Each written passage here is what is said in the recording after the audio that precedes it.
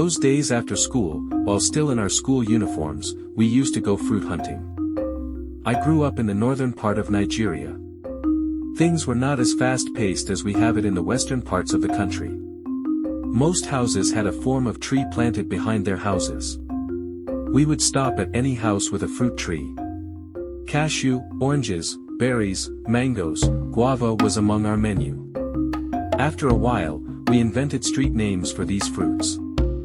Once we arrived at designated house, we dropped our school bags on the ground, took up sticks or stones and began to throw at the fruits. There were days the stones fell on a student's head and began to bleed blood. Once we had such an event, that was the end of the escapade for that day. There were also times the sticks and stones fell on the roof of the house we were ravaging. When the house owners came out furiously, we ran away. In some events, the house owner drove in earlier than we anticipated.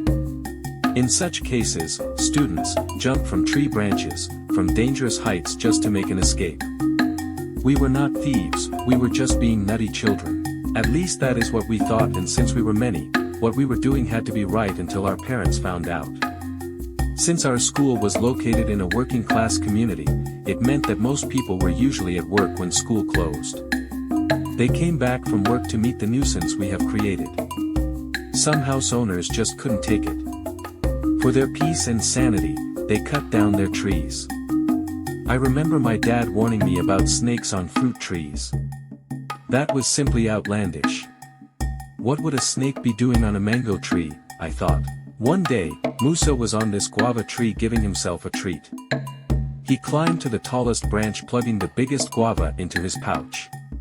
He was about to plug this very ripe guava when he noticed something greenish. Something like a moving long rope. He looked again only to discover it was a snake moving towards him. He was paralyzed with fear. His leg slipped and he fell from the tall branch to the ground.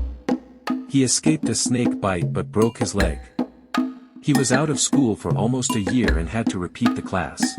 We are grown up now, but in retrospect, we were just plainly foolish, naive and adventurous children.